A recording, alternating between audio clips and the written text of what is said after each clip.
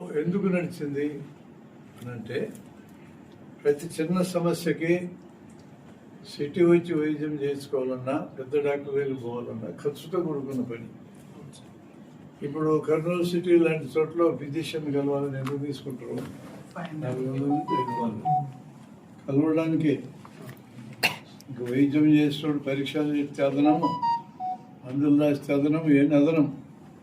చూడడానికి 500, 400 అవుతుంది. కరోనా వచ్చిన తర్వాత పెంచినారు రేటు 100, 200. చిన్న సమస్య, ఈ చిన్న సమస్య గ్రామం లెవెల్లోని పరిష్కారం అయితే వాళ్ళకి టైం మిగులుతుంది, జనానికి డబ్బు మిగులుతుంది, పని చేసుకొని బతకాల్సిన జనం ఒక అరగంటలు అయిపోయింది అనుకో వెళ్ళిపోయి పని చేసుకుంటారు. ఇక్కడ సిటీకి రావాలి, పోవాలి, రోజు ఖర్చు అవుతుంది. పక్కన మనిషిని ఎంటర్ తెచ్చుకుంటే ఆ మనిషికి ఖర్చు. దీనంతా పోల్చి చూసుకుంటే చిన్న చిన్న వైద్యాలు గ్రామంలోనే జరగడం మేలా, ప్రతి చిన్న వైద్యానికి పెద్ద డాక్టర్ దగ్గరికి రావడం మేలా. ప్రజల యాంగిల్లోంచి చూడండి, మన యాంగిల్ వద్దు, ప్రజల దృష్టిలో చూద్దాం. పేరుకి భారతదేశం బ్రహ్మాండంగా అభివృద్ధి అవుతుంది, దేశం వెలిగిపోతూ ఉంది, బ్రిటన్ కంటే మించను, జపాన్ కంటే మించను, ఈ కథలన్నీ ఉంచండి. అవన్నీ అదానీలకి అమ్మానీలకి పెరిగినాయి, మామూలు జనానికి ఏం పెరిగినాయి? ఏదో చెప్పాలంటే ఉద్యోగాలు లేవు, పనులు లేవు, వ్యవసాయం గిట్టుబాటు ధరలు లేవు, గ్రామాల్లో ఏ పనులు లేక జనమందరూ వలసలు వచ్చి సిటీల్లో బతుకుతున్నారు. ఇలాంటి పరిస్థితుల్లో గ్రామాల్లో ఇప్పటికే ఉన్న జనానికి ఆరోగ్యం పేరుతో, రోగాలు ఇచ్చినట్టు బాగు చేసుకునే పేరుతో వేలు ఖర్చు అయితే తట్టుకోలేరు. కాబట్టి ఈరోజు మన దేశంలో ఉన్న పరిస్థితుల్లో ఎటువంటి వైద్యం అవసరం అనే చర్చ వచ్చింది. చిన్న చిన్న వైద్యాలన్నీ గ్రామాల్లోనే ఫిల్టర్ అయిపోవాలా. పట్ల చివరికి రాజశేఖర రెడ్డి కాలంలో డాక్టర్ రంగారావు అని డాక్టర్ హైదరాబాద్ అయిన గవర్నమెంట్తో మాట్లాడి, గవర్నమెంట్ ఆరోగ్య department special chief secretary Sujatha Rao గారు ఉంటే అందులో మీటింగ్ ఏర్పాటు చేశాను.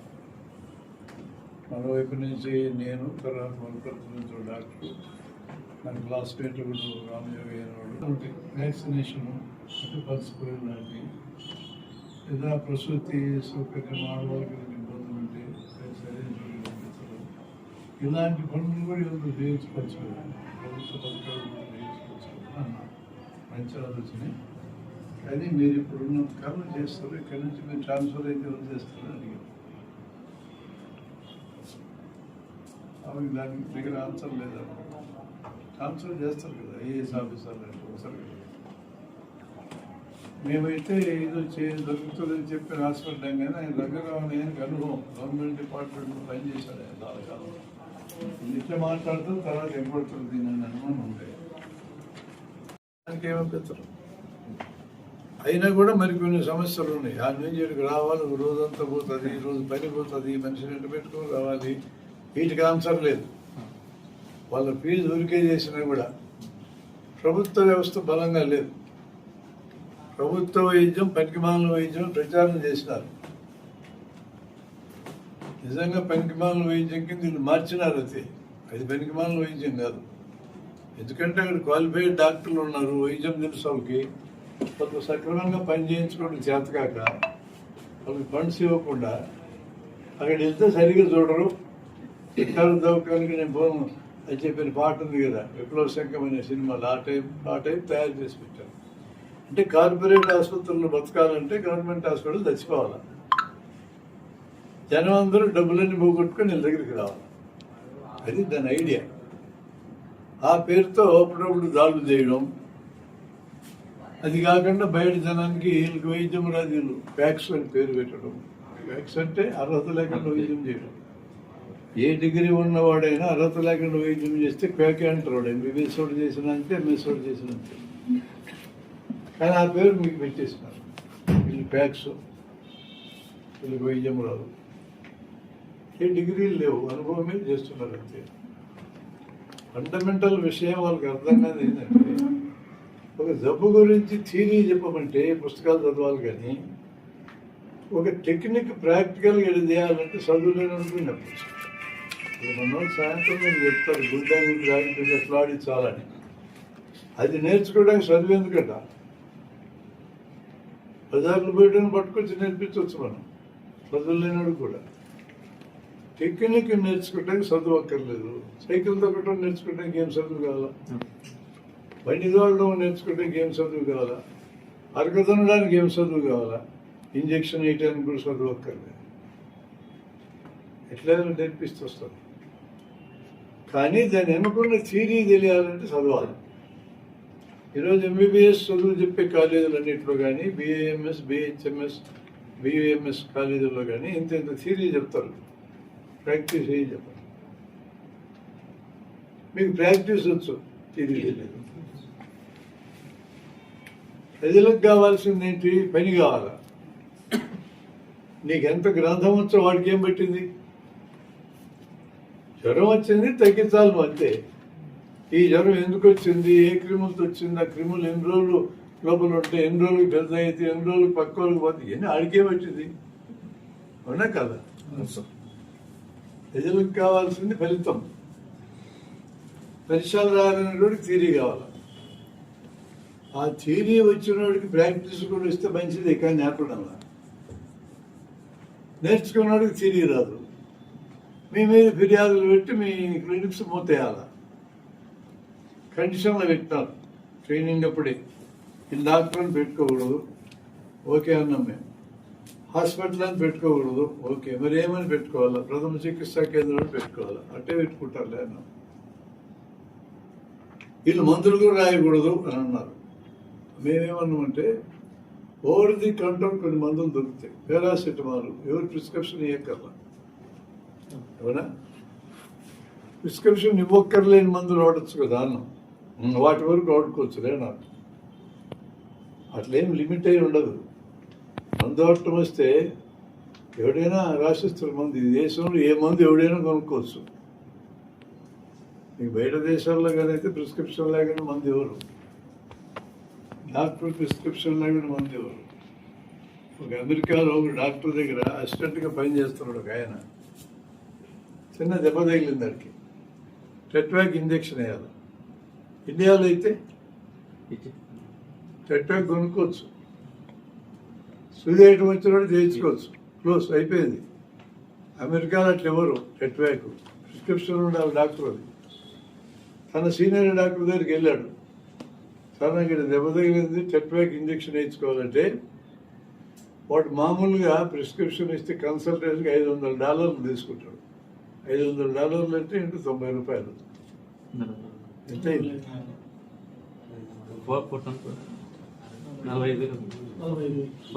అది ప్రిస్క్రిప్షన్. నువ్వు నా జూనియర్ కాబట్టి నీకు సగం రేట్కి ఇస్తాను. ప్రిస్క్రిప్షన్ ఇవ్వడానికి 20,000 నాకు ₹10 బారి నుంచి వస్తుంది. ఇంక ₹10 ఇస్తే సూది పడుతున్నాడు. సూది పడవడం నేర్పించడానికి గంటదారు టైం, ఒక గంటదారు. ఇండియాలో పుట్టినందుకు మనం గర్వపడాలి. ఇంకా అట్లాంటి దరిద్రం రాణించుకో. పరిపాలించుంటే ఎదవ నా కొడుకులు ఉన్నారు ఈ దేశంలో. మార్చుకుందామలే, మనమే కదా ఓట్లేసి తెచ్చిన వాళ్ళని మార్చుకుందాం అవసరమైనప్పుడు. కానీ ఈ దేశం బాగుంటుంది. ఇంత స్వేచ్ఛగా ఎక్కడైనా ఉండలేవు ప్రపంచంలో. ఇప్పుడు నేను చెప్పిన కదా ప్రిస్క్రిప్షన్ కదా, ఆ డాక్టర్ గారు నాకు ఫోన్ చేసి చెప్పారు, ప్రిస్క్రిప్షన్ ఇవ్వడానికి $250 అడుగుతున్నారు సార్ మా సీనియర్ అని. సీనియర్ బయటోడికి $500. అట్లా ఉంది పరిస్థితి. అందుకని ఈ దేశంలో ప్రజలు ఆరోగ్యంగా బతకాలంటే, రోగాలు వస్తే సులభంగా బాగు చేసుకోవాలంటే ఒక బుక్ మనం తయారు చేసినాం. తెస్తారా? ఒక బుక్ చూపిస్తారా నాకు? అది మీరే వైద్యం చేసుకోవచ్చు. చూ మీరే.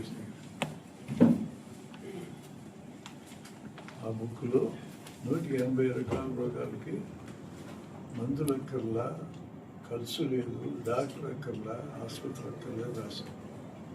మీ చేతులు ఉండాలి పుస్తకం. అప్పుడు మీ పైన ఎవరు అడిగారు ఇంటర్వ్యూ చేస్తే ఏమనుకోద్దండి, మిమ్మల్ని ఎవరికి క్వశ్చన్ చేయలేదు సార్ తర్వాత? ఎవరు క్వశ్చన్ చేస్తున్నాను? ఇస్తే నేను ఇచ్చే ఆర్గ్యుమెంట్కి జవాబు చెప్పాలి. 180 రోగాలకు వైద్యం అక్కర్లేదని నేను డేటా ఇచ్చిన. డేటా నువ్వు క్వశ్చన్ చేయి, చేత వైద్యం నేను చూపిస్తాను. జబ్బులట్టాడి కోవిడ్ జబ్బు ఉంది, అందరికీ తెలుసుగా.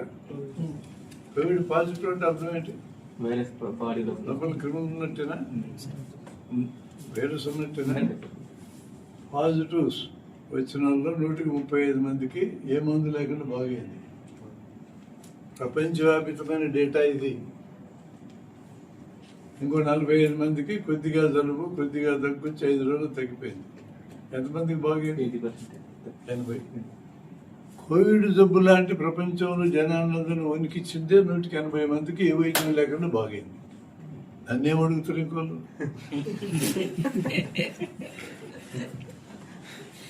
కోవిడ్ జబ్బు లాంటిది పక్కోళ్ళకి రాకుండా ఉండటానికి ఖర్చు లేని పద్ధతులు ఉన్నాయి. 6 అడుగుల దూరం ఏం ఖర్చు అవుతుంది? దగ్గు వచ్చినా, తుమ్ము వచ్చినా ముక్కుకు నోటికి చూడడం పెట్టుకో, చెయ్యి. నీకు రోగం ఉండి ఇక్కడ ఆగిపోతే క్రిములు, నేను చేయబెట్టుకున్నప్పుడు నువ్వు తగ్గితే ఇక్కడ ఆగిపోతుంది. చేయి కడుక్కుంటే పోతుంది. సబ్బక్కర్లా, మామూలు ట్యాప్ వాటర్ కడుక్కున్నా పోతుంది. ఎంత ఖర్చు అయింది చెప్పుకున్నాను. కోవిడ్ జబ్బు పక్క వాళ్ళకి రాకుండా ఉండడానికి ఎంత ఖర్చు అయింది? 0. మాస్క్ కూడా అక్కర్లేదు. 6 అడుగుల దూరం పెట్టి చాలు. ఇది నేను ఊరికే మీకు చెప్పడంలా, నేను పాటించిన 2 ఏళ్ళు మాస్క్ కట్టుకోవడం తిరిగిన. ఆ వయసు అప్పటికి 70 ఏళ్ళు. కరోనా వచ్చినప్పటికీ 2000 సంవత్సరాలు. ఈ క్యాంపస్లో స్టడీ సెంటర్లు ఉన్నాయి. అందులో చదువుకున్న పిల్లోడు నన్ను ఒకసారి పట్టుకొని, వాడు తెలియదు నాకు, ఏం సార్ నీ వయసు పెద్దది కదా అంటే, 70 అన్న. మాస్క్ ఎలాంటి తిరుగుతున్నారు, ఏం ధైర్యం మీకు? ధైర్యమే ఉంది, జబ్బేం రాదన్న. ఎట్లా రాదు సార్ అని. నీ ఒక్కడికి చెప్పినా నాకు గంట పడుతుంది, నీ ఫ్రెండ్స్ అందరిని పిలిచినా గంట పడుతుంది. మా హాల్కి రమ్మని పిలిచారు. 100 మందిని పట్టుకొచ్చారు. గంట సేపు చెప్పారు. ఇప్పుడు నీకు చెప్పినట్టు సబ్జెక్ట్. ఒక్క పైసా ఖర్చు లేకుండా కరోనా జబ్బుని రాకుండా అవ్వచ్చు. మొదట్లో జబ్బు వచ్చిన మొదట్లో మీకు గుర్తుంటే, దగ్గు వచ్చినా తుమ్ము వచ్చినా ఇట్లా పెట్టుకోమని చెప్పినారు, గుర్తుందా? తర్వాత మానేసినారు, గుర్తుందా? మానేసిన తర్వాత అప్పుడు అంటే ఎందుకు చెప్పారు? ఇక్కడ ఆగిపోద్ది. దానికంటే బెటర్ కదా ఇది. ముక్కు మూస్తే దీనికంటే బెటర్ కదా. ఎందుకు చెప్పలేదు? మాస్కులు అమ్ముకోవడం. ఎంత డబ్బులు అమ్ముకున్నారు తెలుసా? మాస్కులు 13.5 లక్షల కోట్లకు అమ్ముకున్నారు. ఏ ఏ ఏ విధంగా తిట్టమంట వీళ్ళని నేను? ప్రజాద్రోహులని. 13 లక్షల కోట్ల రూపాయలకు మాస్కులు మీ జనాన్ని దోచుకున్నారు. కరోనా జబ్బులు కూడా మనకు అర్థం కావాలి. వీళ్ళు ప్రజాశత్రువులు, వీళ్ళు మనకు అనుకూలమైన వాళ్ళు కాదు. వీళ్ళు గాలిలో వైరస్ వ్యాపిస్తున్న ప్రచారం జరిగినాక ఖరీదైన మాస్కులు అమ్మినారు. నువ్వు నోటికి చేయడ్డం పెట్టుకున్నా, మాస్క్ కట్టుకున్నా, టవల్ కట్టుకున్నా, కర్చీఫ్ కట్టుకున్నా, మాస్క్ బదులు టవల్, కర్చీఫ్, చీరక కూర్చుని ఏదైనా కట్టుకోవచ్చు, లేదా చేయబెట్టుకోవచ్చు. ఊరుకుండు, ఏం కాదు. 10% వైరస్ గాల్లో కలిసేది ఖాయం. 90% వైరస్ 6 అడుగుల దూరం కంటే పోదు. అందుకే 6 అడుగుల దూరం అవతల ఉండమన్నాం. 10% వస్తుంది నీ దగ్గరికి. 10% వైరస్ గాలిలో డైల్యూట్ అయిపోతుంది. డైల్యూట్ అయిపోయిన వైరస్తో జబ్బు రాదు, ఇమ్యూనిటీ వస్తుంది, రోగ నిరోధకత వస్తుంది. ఈ బయట తిరిగి దాని ముందర గాలిలో వదులుతూ ఉంటారు వైరస్ని. వైరస్తో మనకి ఇమ్యూనిటీ వచ్చింది. ఇమ్యూనిటీ వచ్చింది కాబట్టి బతుకున్నాం. కేవలం వ్యాక్సిన్తో బతకలా. 135 మందికి కరోనా పాజిటివ్స్కి వ్యాక్సిన్ లేకుండా ఏ విధంగా రక్షించబడ్డారంటే, ఇతర ఊపిరితిత్తుల రోగాలకి వచ్చినటువంటి రెసిస్టెన్స్ దీనికి కూడా పనిచేసిందని అర్థం. ఆ 180 మంది బతకడానికి అది కారణం. బాంబేలో దారివీన స్లమ్ ఉంది. 2.5 చదరపు కిలోమీటర్ల ఏరియాలో 6.5 లక్షల మంది జీవిస్తారు. 10 అడుగుల రూమ్లో 10 మంది బతుకుతారు. 6 అడుగుల దూరం ఉండే అవకాశమే లేదు. అక్కడ కానీ మొదటి వేవ్ కరోనాలో జబ్బు వస్తే గుట్టలు గుట్టలు మరణిస్తారు అనుకున్నాం. వచ్చింది జబ్బు, పోయింది. దేశం మొత్తం మీద మరణాలు 1000 మందిలో 9 మంది మరణించినారు. అక్కడ కూడా అంతే. దేశం మొత్తం మీదకి హైయెస్ట్ ఇమ్యూనిటీ, రోగ నిరోధకత వచ్చింది ధారవిస్లో 58% వచ్చింది. మిగతా దేశం అంతా 40, గ్రామాల్లో 35. ఏం చెప్తాను ఇవన్నీ మనకైతే? గాలిలో కలిసిన వైరస్తో మనకి రెసిస్టెన్స్ వస్తుంది. బయట తిరిగిన మీలాంటి కుర్రోళ్ళ కాలంలో లాక్డౌన్ అప్పుడు తిరిగితే వాళ్ళ వల్ల గాలిలోకి వైరస్ పోయి జనానికి రోగ నిరోధకత వచ్చేది. కానీ మిమ్మల్ని అందరిని కొట్టినారు పోలీసులు. ఎయిర్ కండిషన్ రూముల్లో ఉన్నోళ్ళు, కారుల్లో ఉన్నోళ్ళు, బస్సుల్లో, రైళ్లలో, కళ్యాణ మండపాలు ఉన్న వాళ్ళకి రోగం ఎక్కువ వచ్చింది. బయట తిరిగేటప్పుడు కాదు. వుహాన్ నుంచి చైనాలో ప్రపంచమంతా వైరస్ పోయింది. ఎయిర్ కండిషన్ విమానాల్లో ఎక్కి, ఎయిర్ కండిషన్లు ఎక్కువ మంది మధ్యతరగతి ఉంటారు. వచ్చింది కూడా మధ్యతరగతి ఎక్కువ మంది, పేదల కంటే ఎక్కువ. ఇవన్నీ ఏం చెప్తున్నాయి మనకి? 180 రోగాలకి, అంటు రోగాలకు వైద్యం అక్కర్లేదు. ఇంకా బుక్లో చాలా డీటెయిల్గా ఉంటుంది. రోగాల బరువు అని ఒకటి ఈ బుక్లో ఉంటుంది. ఇది జబ్బులకు మందులతో సహా ఉంటుంది ఈ బుక్.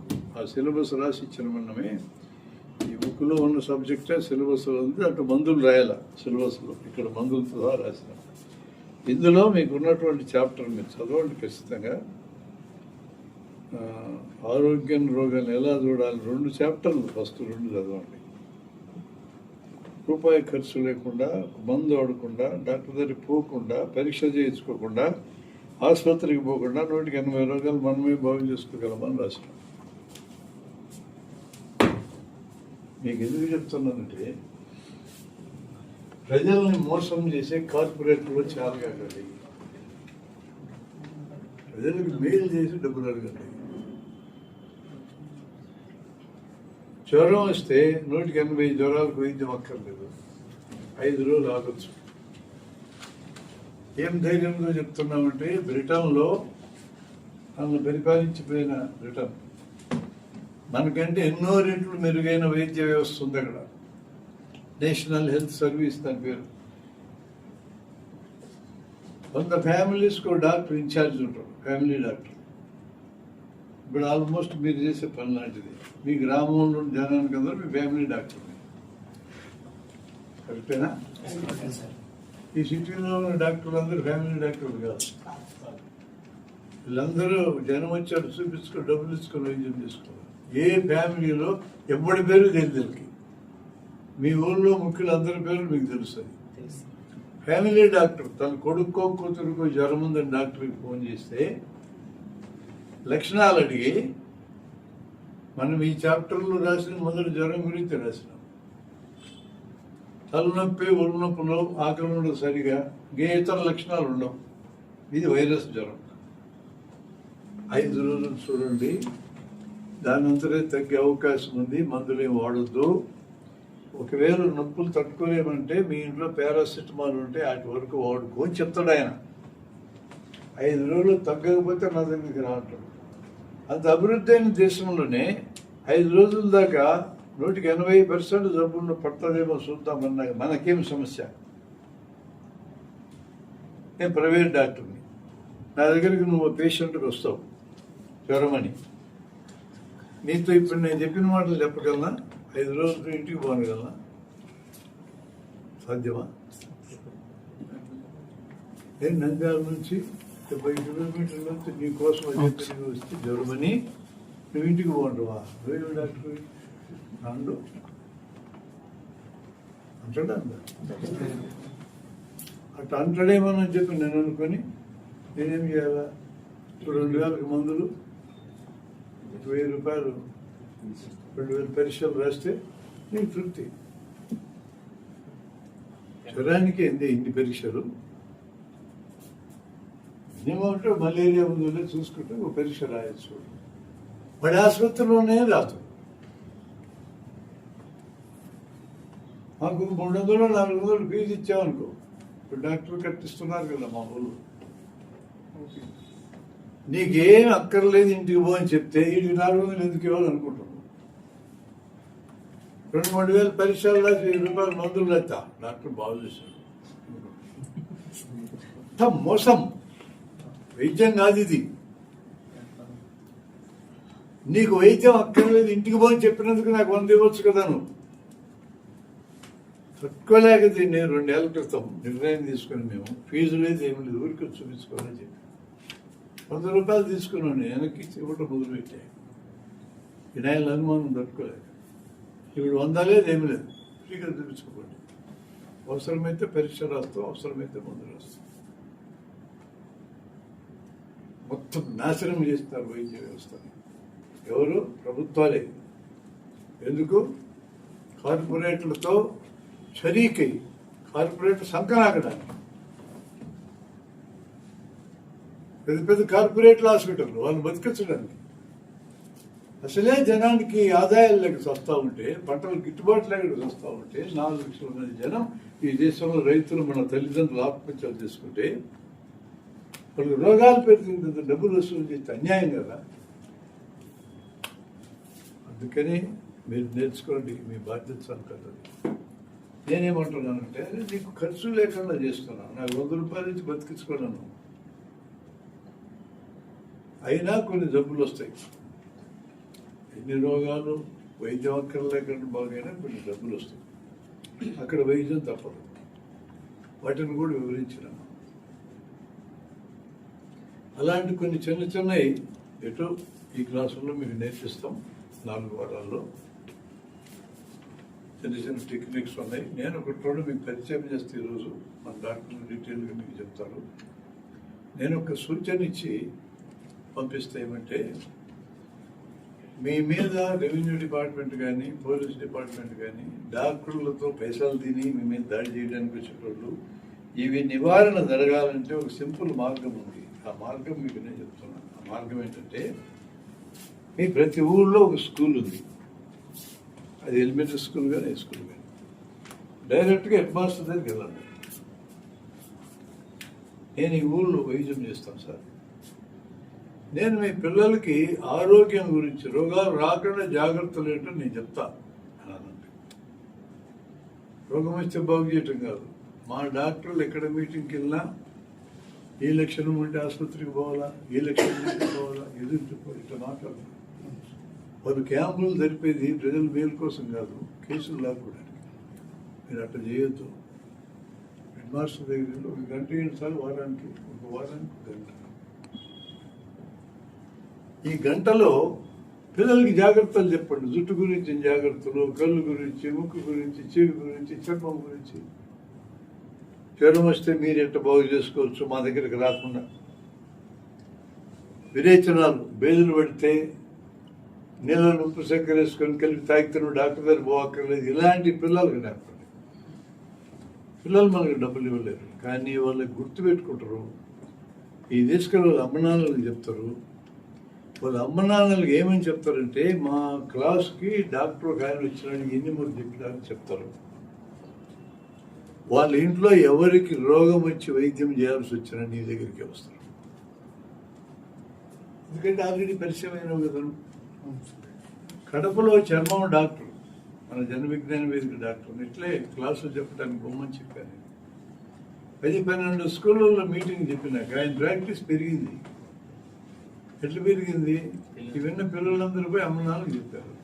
చర్మ రోగాలు ఏమొచ్చినా ఇళ్ళు నీ దగ్గరికి పట్టుకెళ్ళారు. నేను పట్టుకెళ్తావా అన్నారు పిల్లలు. నేను దీనికి ఒక ఉదాహరణ చెప్తాను. ఈ జిల్లాలో జరిగింది. 25 ఏళ్ళ టీచర్లకు టెంపరీ పోస్టులు ఇచ్చారు. 5,000 రూపాయలు జీతం, 1,00,000. టెంపరీ పోస్ట్ అయినా కొన్నాళ్ళైనా పర్మనెంట్ అయ్యేది. మా మిత్రుడు జన్మవిజ్ఞాన వేదికలో పనిచేస్తే రేవయ్య అనే మిత్రుడు గోలిగండ్ల దగ్గర ఒక కొండ మీద పల్లెలో ఆయనకి పోస్టింగ్ ఇచ్చాడు. కొండ మీద పల్లె, పిల్లలు ఎక్కువ మంది లేరు. ఆయన ఊళ్ళోకి వెళ్ళి అక్కడే ఉండడం మొదలుపెట్టాక 25 మంది అయ్యారు పిల్లలు. అంతకు ముందు 4 కూడా చదువుకునే వాళ్ళు కాదు. ఈయన పెళ్లి కాలే, సింగిల్. పోయి స్కూల్లో ఒక మూలలో వంట పెట్టాడు, వండుకొని తినేది పాఠం చెప్పి. ఇక్కడికి ఎవడు తల్లి చూడడానికి ఇంక సొక్కా తీసేస్తున్నాడు, బనీని వేసుకున్నాడు, లుంగి కట్టుకున్నాడు, కుర్చీలో కూర్చొని టేబుల్ మీద కాళ్ళు పెట్టుకుని చుట్టూ పిల్లలు కూడా పెట్టుకుని చదువు చెప్పుకుంటున్నాడు. ఆ కొండ మీదకి ఎవడు వస్తారు అధికారులు, ఆ ధైర్యంతో.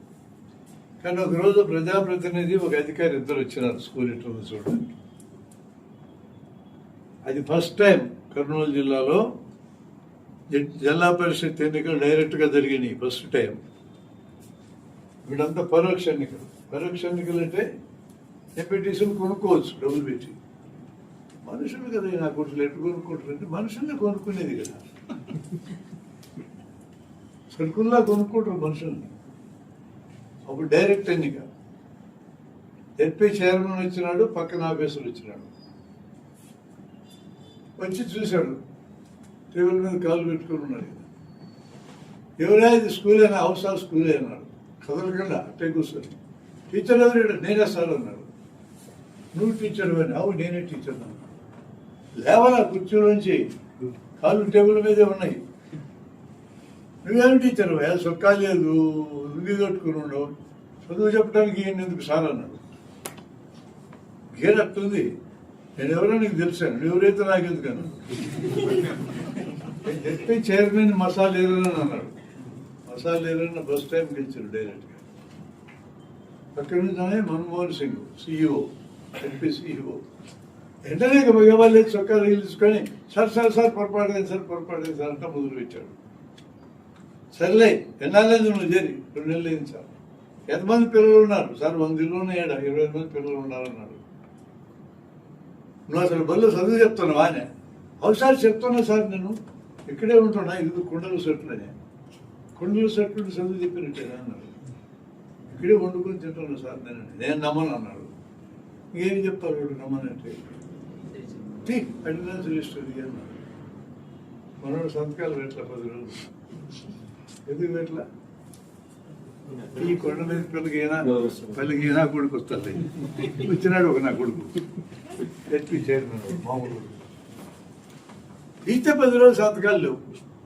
చెప్పలా నేను, నువ్వు బడికి రావడంలా, దొంగేసాలు వేస్తున్నాను. లేదు సార్, లేదు, పొరపాటు సంతకాలు పెట్టలేదు సార్, ఎవరు రారనుకున్నాను.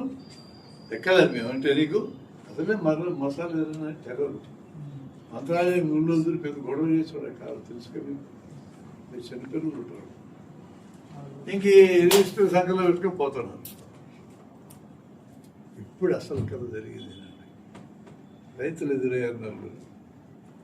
ఏ మసాలాలున్నా మా ఊరు ఇచ్చిన అన్నారు. ఎందుకంటే డైరెక్ట్ ఎన్నికలు ప్రచారం చేయడానికి వచ్చినాడు కదా. ఇండైరెక్ట్ ఎన్నికలు అయితే ఆ ఊళ్ళో జనానికి మసాలా మీసాలు ఎవడు తెలియదు, అందరు కొనుక్కునేది కాబట్టి. డైరెక్ట్గా ఎన్నికల్లో ప్రచారం చేశాడు. మీ ఊళ్ళో స్కూల్ చూడడానికి వచ్చినాడు ఆయనుడు. మంచి టీచర్ వేసిన సార్, మా స్కూల్లో ఇదివరకు 4 పిల్లలు కూడా బడికి పోయారు కదా, ఇప్పుడు 10 మంది చేరినారు అన్నారు రైతులు. ఏం మంచి టీచరో, వీడు 10 రోజుల నుంచి బడికి రాలన్నాడు మసాలేరు. 10 రోజుల నుంచి బడికి రాకపోవడం ఏంటి? ఈడేమంటే అతను ఇక్కడే వండుకొని తింటున్నాడని వాళ్ళు సాక్ష్యం ఇచ్చినారు. లేలే అవన్నీ తీసేయాలా, ఆపి అతన్ని మసాలేరుని తీసేయాలా. ఏకేకో మంచి టీచర్ని ఇచ్చినాడు, మేము చెప్తాడు తీసేస్తావా? తీసేయి, మరి దిక్కొస్తే చూద్దాం. నువ్వు వార్నింగ్ ఇచ్చినారు మసాలేరు. ప్రజలకేమి లెక్క. జడ్పీ చైర్మన్ అయితే మసాలేరుని వెనక్కి పోయి ఆయన కూర్చోబెట్టి సొక్కాలు పెట్టరాని ప్రజలు సంతకాలు పెట్టించి, ఇంకా సొక్కాను ప్యాంట్ వేసుకోరా, మరీ లుంగి వేసుకొని తిరుగుతున్నాం అని చెప్పి మసాలేరుని చేతుల్లోంచి, అంటే టెర్రర్ చేతుల్లోంచి టీచర్ని ఎవరు రక్షించినారు?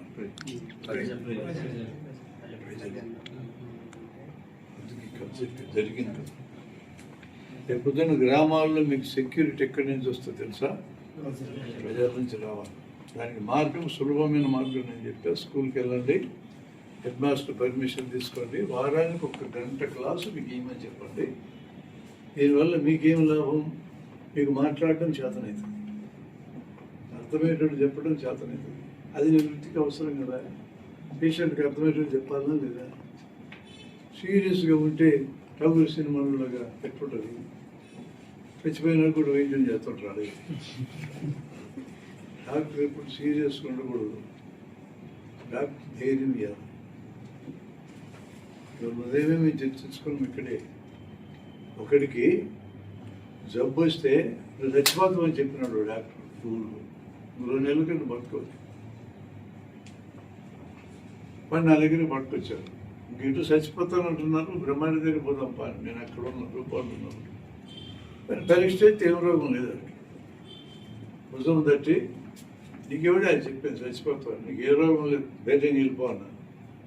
ఆ మాట వాడికి ఎంతలో కాన్ఫిడెన్స్ ఇచ్చిందంటే వంగబడి నడిచాడు కష్టం ఇట్టని.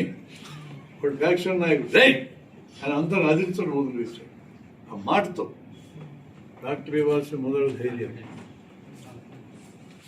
ఖచ్చితంగా చచ్చిపోయేంత రోగం వస్తే వేరే, కానీ ప్రతి చిన్నదానికి భయపెట్టకూడదు, ధైర్యం ఇవ్వాలి. అది చెప్పాలంటే నీకు మాట్లాడటం చేత కాదు కదా.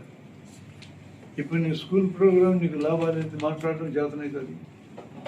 టీచర్లతో మంచి సంబంధాలు వస్తాయి, పిల్లలతో మంచి సంబంధాలు వస్తాయి. ఈ పిల్లలు తల్లిదండ్రులకి వెళ్ళి చెప్తారు, తల్లిదండ్రులతో కూడా పరోక్షంగా నీకు సంబంధాలు వస్తాయి. ఈ ఊరికి ఎవడైనా రెవెన్యూ వాడు కానీ పోలీసు కానీ వచ్చి ప్రాక్టీస్ ఎవరు చేస్తున్నారా అతనితో మాన్పించాలని అంటే ఈ జనమే వచ్చి ఏంది మాన్పించేది, నీ అమ్మాయి మేమే చెయ్యి వేయడానికి ధైర్యం, అది నీకు లాభం. అందుకనే జన విజ్ఞాన వేదిక మేము ఏం చెప్తున్నామంటే, మీరు ఆ ఊళ్ళో నుండి యువకులు ఉంటారు, చదువుకొని ఖాళీగా ఉండేవారు, వాళ్ళు కూడా పట్టుకోండి. ముందు పిల్లలు, తర్వాత యువకులు మొత్తానికి ఫస్ట్ ఎయిడ్ నేర్పండి. అది వాళ్ళకి నేర్పిస్తే మాకేం లాభం అనొచ్చు, అది చెప్తాను నేను మీకేం లాభం. ఇప్పుడు నాకు ఫస్ట్ ఎయిడ్ ట్రైనింగ్ ఇవ్వడం వచ్చు, మా డాక్టర్కి వచ్చు, మా శ్రీరాముడి గారు. గ్రామంలో ఎవడికో పాము తెలిసింది, అక్కడి వలన ఫస్ట్ ఎయిడ్ ఇక్కడ వచ్చేదా ఇక్కడ బతుకుంటాడా. అక్కడ ఎవరికి కరెంట్ షాక్ తగిలింది, గుండె ఆగిపోయింది. 2 నిమిషాలు ఆడిస్తే గుండె ఆడుతుంది, పెద్ద హాస్పిటల్